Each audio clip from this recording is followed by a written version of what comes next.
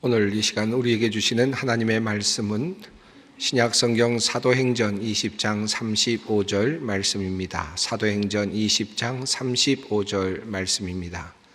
이 계시의 말씀을 봉독할 때 다 함께 살아계신 하나님의 음성을 들으실 수 있기를 바랍니다.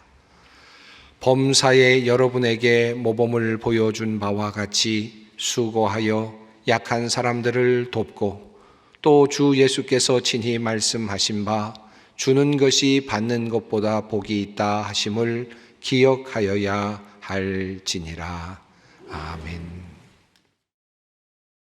주는 자가 복이 있다라는 이 명제, 이 말씀이 오늘 우리에게도 유효할까요?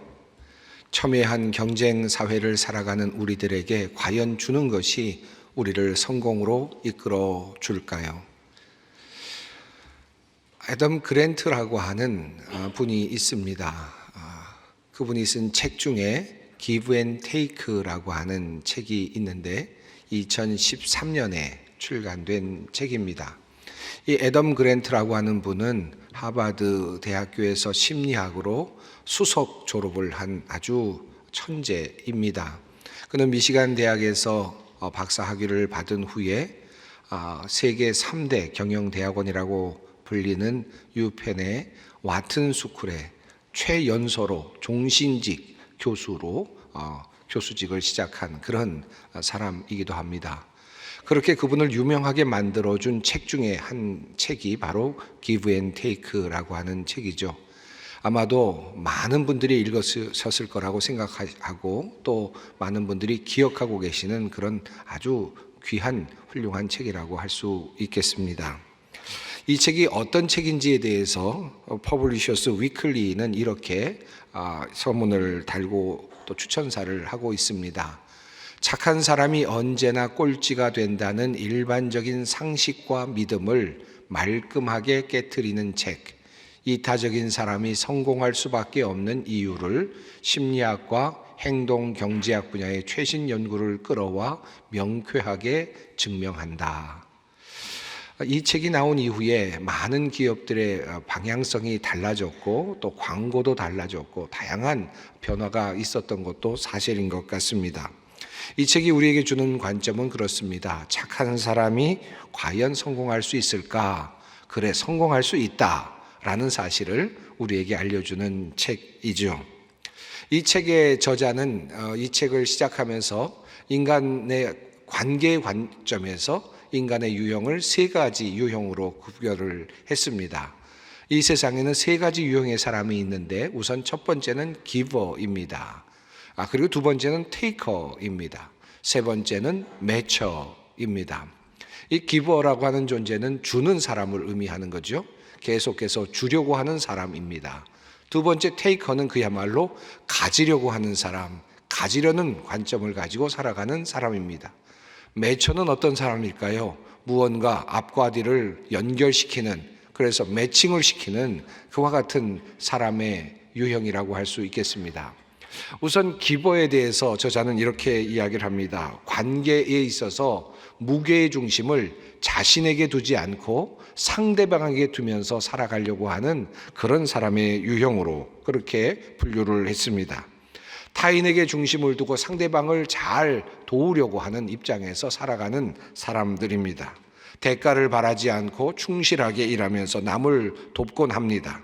어떤 사람들에게 어려움이 닥칠 때 시간, 기술, 노력 또는 인간관계 모든 것을 다 합해서 그를 도우려고 하는 유형의 사람입니다. 그런 사람들이 가지고 있는 생각의 근저에는 내가 조금 희생하면 세상은 좋아진다. 내가 조금 희생하면 세상은 밝아진다 라는 생각을 하면서 그렇게 살아야 되겠다라는 그런 마음을 가지고 살아가는 사람의 유형이라고 할 수 있겠습니다. 이런 사람이 기버이죠. 두 번째 유형의 사람인데 이 사람은 테이커입니다. 가지려는 사람입니다. 항상 자신이 준 것보다 또는 자신이 투자한 것보다 더 많이 가지려는 사람, 챙기려는 사람의 유형이라고 할 수 있겠습니다. 항상 이런 사람들에게 있어서 가장 중심되는 관심은 자신에게 어떻게 유익이 되는가, 자신에게 어떻게 이익이 돌아가는가에 관심이 있습니다. 다른 사람들의 어떤 필요라든가 다른 사람들의 상황이라든가 환경이라든가 이런 것보다는 나에게 어떤 유익이 있는가 하는 것에 관심이 있는 사람입니다. 이 세상은 잡아먹지 않으면 잡혀 먹히는 세상이다라는 세계관을 가지고 힘써서 일해야만 성공할 수 있다, 남들에게 뒤처지지 않을 수 있다 생각하고 열심히 살아가는 사람들의 유형이라고 그렇게 구별하고 있습니다. 이런 사람들이 가지고 있는 생각의 근전에는 내가 내 것을 챙기지 않으면 누가 내 것을 챙겨주겠는가라고 하는 생각의 바탕이 있다고 할 수 있겠습니다. 또 다른 사람이 있는데 바로 매처입니다. 이 사람은 공평함을 원칙으로 하고 살아가는 사람이라고 했습니다. 받은 만큼 주고 준 만큼은 받는다라는 원칙을 가지고 살아갑니다. 그래야 공평한 세상이 아니겠는가. 누구 한 사람이 손해를 볼 필요도 없고 누구 한 사람이 이득을 가질 필요도 없다. 모든 사람은 공평하게 나눌 수 있어야 된다. 그래서 인간관계를 호의를 주고받는 관계로 생각하면서 그렇게 살아가는 사람들이라 할 수 있겠습니다. 이렇게 세 부류의 유형으로 사람을 분류한 이후에 저자는 그렇다면 이 유형의 사람들 중에서 누가 성공할 수 있을까에 대해서 묻습니다. 사실은 이 책이 정말 하고자 하는 말은 일반적으로 이 성공하는 사람들의 위에는 아마도 테이커들이 있지 않을까라고 하는 전제가 깔려 있었는데 그렇지 않을 수 있다라는 이야기를 하고 싶었던 것 같습니다. 사실 일반적으로 우리가 예상하는 것처럼 일반적으로 기버들은 광범위한 직업군에서 불리한 입장에 놓여 있음을 저자는 발견합니다. 때로 이 기버들은 생산력이 떨어질 때가 있고 비효율적으로 살아갈 때가 참 많이 있었습니다. 그래서 성공의 사다리 맨 밑바닥에 많은 기버들이 그렇게 깔려 있는 것을 그는 확인해 주고 있습니다. 예를 들어서 영업사원의 경우 그가 기버라면 어떤 것이 소비자에게 가장 좋을 것인가라는 것을 고민하는 과정 속에서 그만 자기가 팔아야 되는 그 물건을 제대로 홍보하지 못하는 경향이 있다라고 그렇게 적극적으로 팔지 못하더라라고 하는 것도 살펴보았습니다. 자, 성공의 사다리의 밑바닥을 차지할 가능성이 큰 사람들이 기버입니다. 그렇다면 성공의 사다리 맨 위에는 누가 있을까? 저자는 성공의 사다리 꼭대기에도 사실 살펴보니 기버들이 굉장히 많이 있더라라는 사실을 밝혀냅니다. 어떻게 그렇게 될 수 있을까요? 여러 가지 예가 그 책에 나오는데 그중에 한 가지 말씀을 드리면 이런 내용이 있습니다. 벨기에의 한 의과대학에서 있었던 의대생들을 대상으로 한 연구였습니다. 기버의 유형을 가지고 있는 사람들이 있고 테이커의 유형을 가지고 있는 사람들이 있었는데 처음에 들어가서 성적을 보니까 기버들의 성적이 유난히 나쁘게 나타났습니다. 그러나 시간이 지나면서 2학년이 되고 3학년이 되고 또 5학년이 되고 6학년이 되어가는 과정 속에서 기버들의 성적이 현저하게 좋아졌고 그리고 마지막 그들이 졸업할 즈음에는 기버들이 상위권에 그렇게 위치해 있는 것을 확인하게 됩니다. 왜 그런 일이 일어났을까 살펴보았습니다. 그랬더니 처음에는 개별적인 수업을 하죠. 정보를 얻고 습득을 하고 그것을 또 아는 것을 시험에 반영을 하곤 합니다. 그런데 기버들은 1학년 때 자기가 아는 것조차도 남들에게 알려주려고 하고 가르쳐주려고 하고 도와주려고 하다 보니까 자신의 성적이 제대로 관리되지 못합니다. 그러나 시간이 지나면서 이제 그들이 회진을 돌게 되고 인턴십을 하게 되고 환자들과의 관계를 맺고 진료를 이어가게 되면서 그들의 성적이 조금씩 높아지는 것을 발견합니다. 왜냐하면 학년이 올라갈수록 팀워크가 중요하게 되고 또 서비스가 성공의 요인이 되었기 때문입니다. 기버들을 중심으로 사람들이 모이게 되고 훌륭한 학생들이 함께 모이면서 함께 일을 공유하게 되면서 그들의 성적이 함께 좋아지는 그런 일들이 일어났다라고 하는 연구 결과가 나왔습니다. 물론 기버들만이 승리하는 것은 아니었습니다. 테이커들도 승리했고 또 성공하는 유형이 있었고 또 매처들도 성공하는 유형들이 꽤 많이 있었습니다. 그러나 그들이 승리하는 그 유형에 있어서 그들이 승리할 때에도 확연히 다른 모습을 저자는 발견합니다. 테이커들이 승리하고 성공을 했을 때 항상 그 반대쪽에는 패자가 존재했답니다. 그리고 그 패자들은 테이커들의 성공을 항상 질투했고 그들을 어떻게 해서든지 때려 눕힐 방법을 간구하더라라는 것도 밝혀냅니다. 하지만 기버들이 승리를 하고 기버들이 성공을 했을 때에는 분위기가 확실히 달라졌다는 겁니다. 많은 사람들이 축복하고 박수를 쳐주고 응원하고 그를 도리어 지원하고 지지해 주더라라는 사실도 연구의 결과로 나타나고 있습니다. 참으로 흥미로운 책이죠. 여러분 아마 읽으셨던 분들은 다시 한번 생각이 나실 것입니다. 저는 이 책을 읽으면서 벅찬 감동을 받았습니다.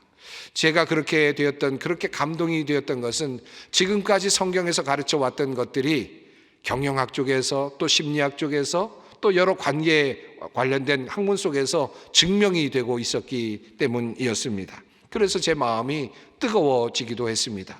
그러면서 한 가지 제 마음속에 저의 아버지 생각이 났습니다. 참 기버로서의 삶을 살아오셨던 저의 아버님 생각이 났습니다. 해방교회에서 제법 큰 목회를 하셨던 아버지가 결혼과 더불어서 개척교회를 시작하셨습니다. 12명 사람들을 모으고 그리고 구로동에서 그 척박한 지역에서 개척을 시작을 하셨을 때 아버님의 첫 번째 목표는 교회를 설립하는 것이 아니었다고 했습니다. 공동체를 만들고 힘든 이웃들 그리고 특별히 아버지가 없는 과부들을 함께 모아서 그들을 격려하면서 공동체를 이루며 살아가는 것을 꿈꾸면서 그곳에서 그렇게 개척 활동을 하셨습니다. 그래서 제가 살아가는 그 동네 주변에는 아버지 없는 아이들이 꽤 많이 있었습니다. 아니 거의 다가 그렇게 함께 살아가고 있었습니다. 크리스마스 때가 되면 저희 그 동네에 많은 아이들이 신발을 신고 나오는데 새 신발을 신고 나오는 것입니다. 산타크로스가 새 신발을 다 그 아이들에게 선물로 준 것이었습니다. 그런데 저희 집에 저희들 식구들만큼은 새 신발이 아니었습니다. 저희 아버지께 어머니께 불평을 하면서 우리도 새 신발 사달라고 그렇게 이야기를 하곤 하면 저희 아버님께서 너는 아버지가 있지 않니? 라고 그렇게 말씀을 하곤 하셨습니다. 제가 종종 여러분에게 말씀드리는 이 이야기이기도 합니다. 저는 처음에는 그 사실을 잘 몰랐지만 나중에 자라나서 성인이 된 후에 우리 아버지가 바로 이 신발을 나누어주는 바로 산타크로스였구나 라는 사실을 알게 되었습니다. 그 당시에는 신발 한 켤레로 1년 이상을 쓰곤 했습니다. 단 한 켤레 가지고 말이죠. 그래서 털신이 처음에 주어지면 이제 봄쯤 되면 털을 다 뜯어내고 또 신고 그 다음에는 또 여름이 되면 또 달아진 부분을 잘라내서 신으면서 1년을 버티곤 했던 기억이 있습니다. 저는 그렇게 기버로서의 삶을 살아가는 아버님을 보면서 자라났습니다. 그러면서 아버님을 존경하고 또 사랑하게 되었습니다. 저희 집에서 늘 자라면서 배워왔던 것은 그저 나누어 주는 것이었고 남에게 베푸는 것이었고 그런 환경 속에서 자라났습니다. 그것이 어쩌면 저에게는 큰 행운이 아니었을까 하는 생각도 해보게 됩니다. 한때 나무가 있었고 그녀는 한 소년을 사랑했습니다. 여러분 아마 기억나실 대목일 것입니다. 실버스타인이 쓴 아낌없이 주는 나무의 맨 첫 문장입니다. 제목이 그렇듯 아낌없이 주는 나무는 주는 것에 대한 이야기를 다루고 있지 않습니까? 나무는 소년에게 이제 심심할 때 가지고 놀 수 있는 그의 가지를 주지요. 그리고 또 돈이 필요할 때는 사과 열매를 맺어 줍니다. 그리고 그가 이제 장성해서 집이 필요하고 또 나아갈 배가 필요할 때 나뭇가지와 몸통을 모두 내어 주었습니다. 그리고 더 이상 줄 것이 없고 아무것도 남지 않았을 때 이제 피곤할 때 앉을 수 있는 그루터기를 나무는 내어 놓습니다. 평생 그렇게 그 아이에게 모든 것을 내어 놓은 그 나무는 마지막으로 그 나무는 행복했다라는 말로 그 이야기가 맺어지고 있습니다. 정말 나무는 행복했을까요? 그런데 나무가 행복했다라는 독백으로 그렇게 끝이 납니다. 주는 것이 행복했을 것입니다. 많은 사람들이 주었을 때 말할 수 없는 행복감이 솟아났다라고 증언하곤 합니다. 과학적인 연구들도 꽤 많은 연구들이 그 사실을 뒷받침해 주고 있습니다. 하버드 비즈니스 스쿨의 마이클 로튼 교수와 그의 동료들이 연구를 하였는데, 자신을 위해서 돈을 쓰는 것보다 누군가에게 돈을 썼을 때 행복감이 훨씬 더 높았다라는 연구의 결과도 있습니다. 또 어떤 연구에서는 사람들이 도움을 나눌 때 엔돌핀이 나오는데, 이것을 달리기 하는 사람들이 러너스 하이라고 그렇게 부른다고 합니다. 열심히 달리고 달릴 때 엔돌핀이 나와서 우리가 느낄 수 없는 특별한 만족감을 준다는 것이죠. 그런데 이와 똑같이 사람들이 어떤 사람들에게 도움을 줄 때 그 사람들에게 헬퍼스 하이라고 하는 그와 같은 또 다른 엔돌핀이 나와서 그렇게 사람들을 기쁘게 해준다라고 하는 연구의 결과도 있습니다. 월드 비전이 발간한 작은 영웅들을 만나다라고 하는 책을 보면 한 기부자가 이렇게 말한 내용이 나옵니다.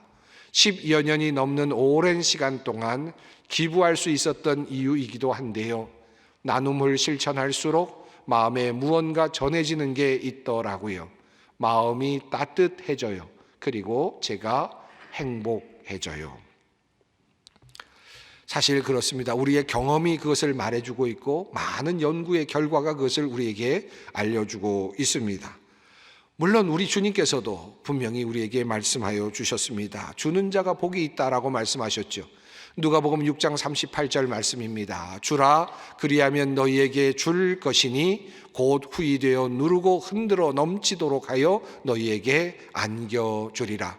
너희가 헤아리는 그 헤아림으로 너희도 헤아림을 도로 받을 것이니라. 우리 주님께서는 우리에게 주라고 말씀하시면서 하나님께서 그러면 우리들에게 갚아주겠다라고 말씀을 하셨습니다.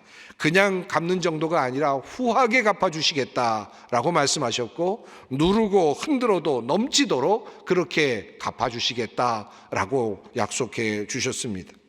주는 자가 복이 있는 이유는 세상적인 이유도 있겠지요. 과학적인 이유도 있을 것입니다. 경제적인 이유도 있겠지요.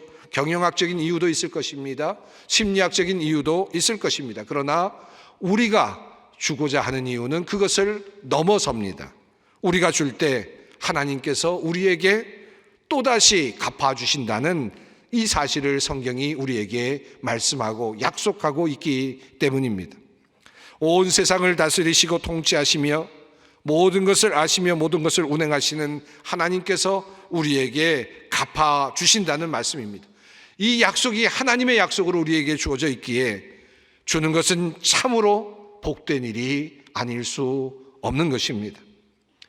저희 아버님께서 신발을 가난한 이들에게 나누어 주셨을 때, 아버지가 없는 아이들에게 사주셨을 때 개인적으로 엔돌핀이 나와서 헬퍼스 하이를 경험했을지도 모르겠습니다. 혈압이 낮아진다는 연구의 결과도 있으니 아버님의 혈압이 낮아지시고 건강하게 살으셨을지도 모를 일입니다. 개인적인 행복감도 느꼈을지도 모르겠습니다.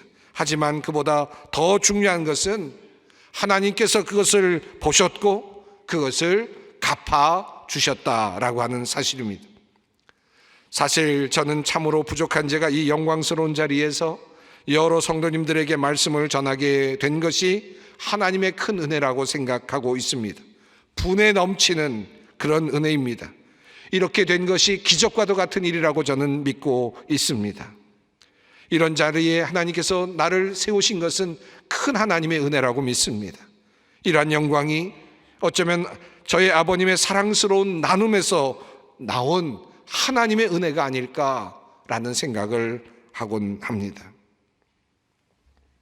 다시 Give and Take 그 책으로 돌아가 봅니다.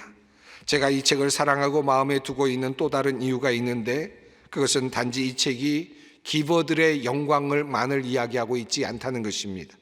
이 세상을 바꿀 수 있는 가능성에 대해서도 이 책이 우리에게 힌트를 주고 있기 때문입니다.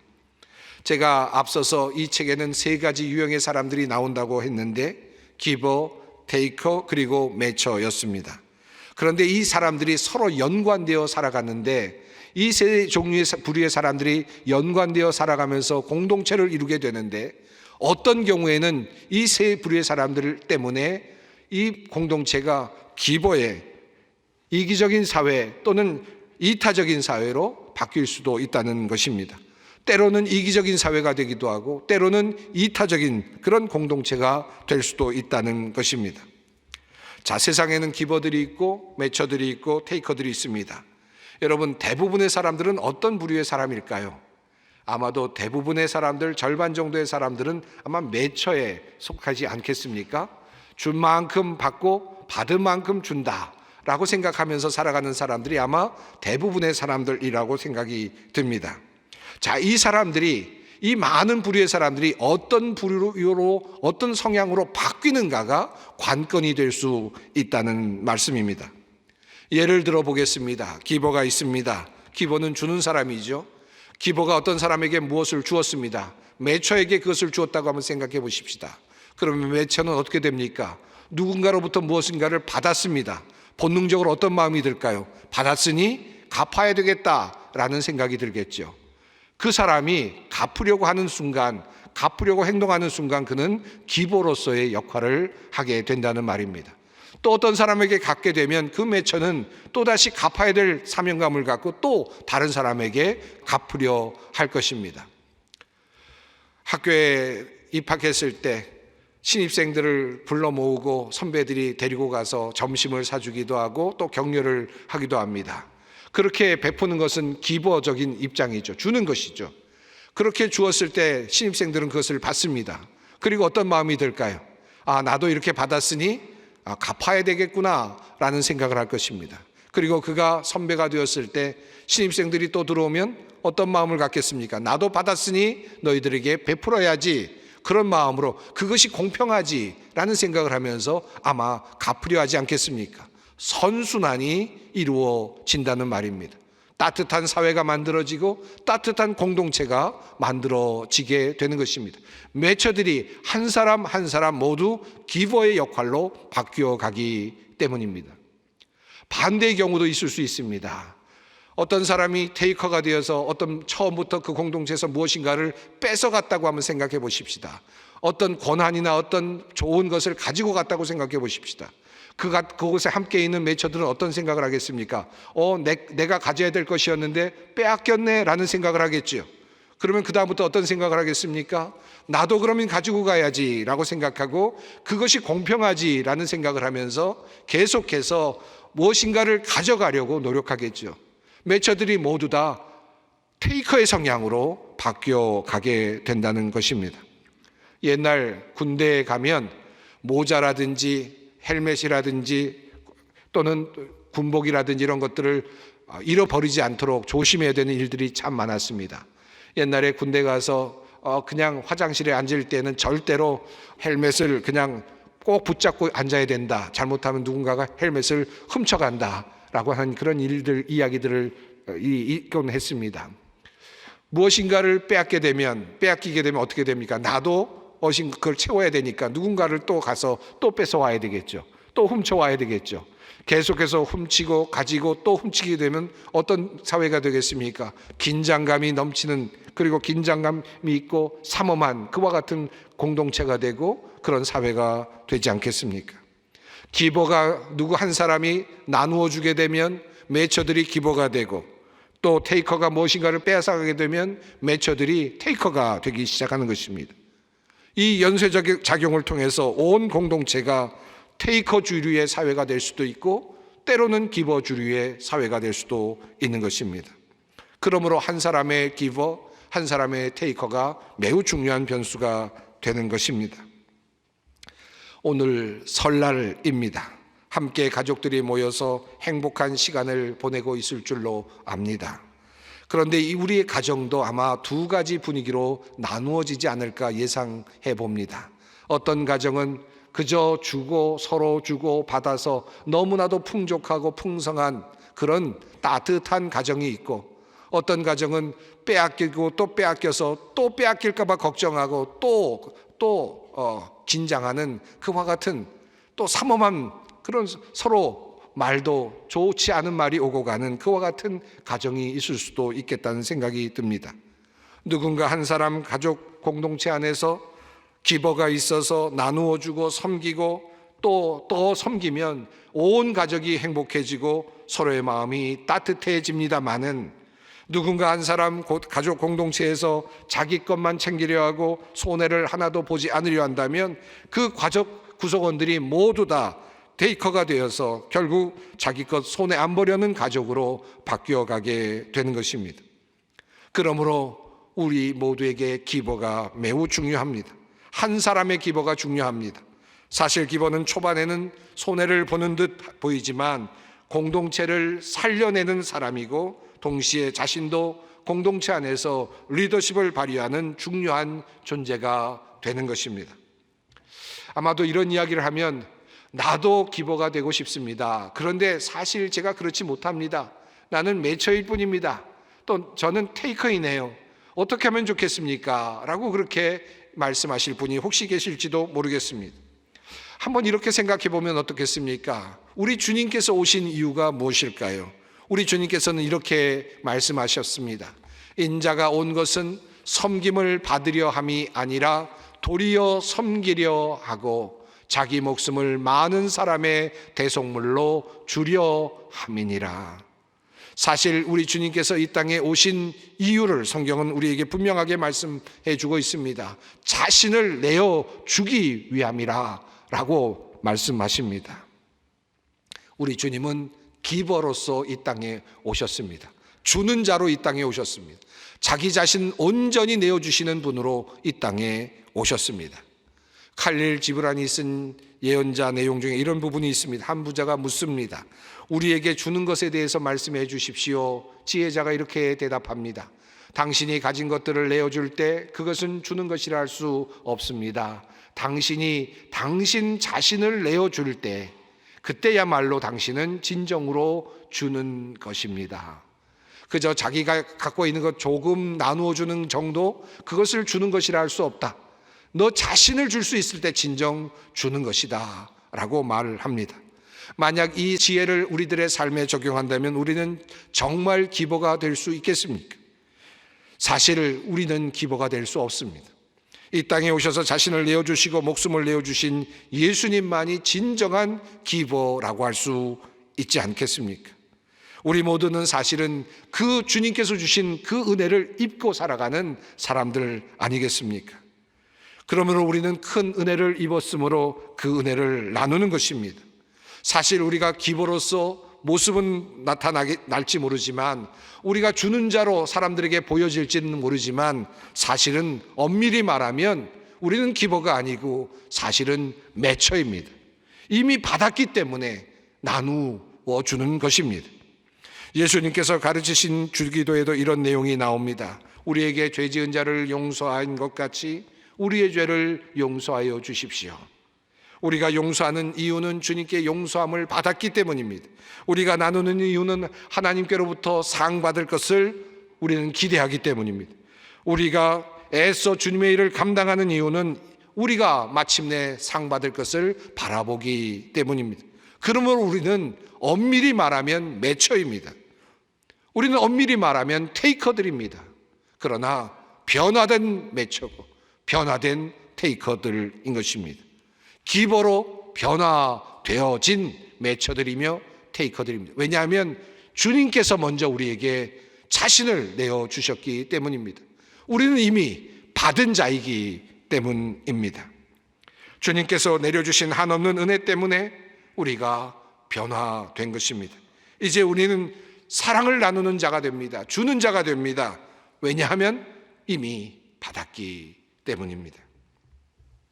칼릴 지브란이 쓴 예언자의 내용 중에 또 이런 부분이 있습니다. 당신은 종종 말합니다. 난 줄 거예요. 하지만 오직 자격 있는 사람에게만 줄 겁니다. 당신의 과수원에 있는 나무들도 당신의 목장에 있는 가축들도 그렇게 말하진 않습니다. 그들은 살기 위해 줍니다. 주지 않으면 곧 소멸을 의미하므로. 자격이 있는 사람에게만 주는 것이 아니라 그냥 주는 것입니다.